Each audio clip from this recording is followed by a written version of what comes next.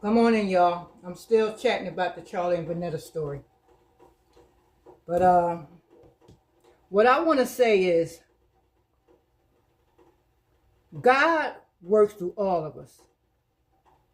You live long enough, you're going to have some mess going on in your life. You know, mess that, you brought in yourself and just life, things that just happen. So what I'm saying is, we have to be careful before we start judging and pointing the finger at people for what they're going through in their life. Because that mess that they're going through, it's not going to last forever. They're going to get through it. Just like you will get through it. Let's see. Sometimes, it's so easy to look at someone else's life and talk about what they're going through. There's a lot of time when women are being abused, and you have other women that, things are going, good in their life, and they just strong women.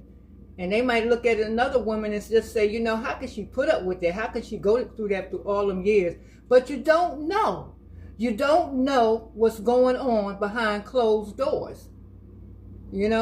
People go through things, and I think that's why God, he just loves his children, especially when we cry out to him and we come to him like little babes. He just loves that, because see, he can work with us then.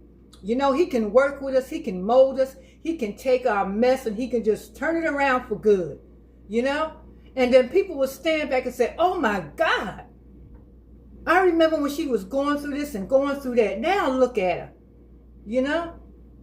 So, give people the benefit of the doubt, And if you're going through something, just know it's not going to last forever. If you turn your life around and you give it to Christ, and you let him work with what he got, not you try to work anything. Let him work with it.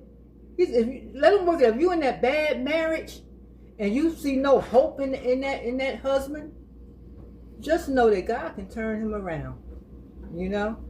God can show him the light.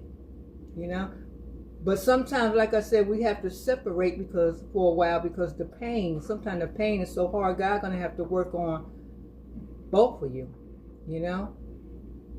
as individuals. But remember, you still are one. You still is one flesh together. But God can do it. He can turn that mess into a ministry, so somebody else can benefit off it and have hope.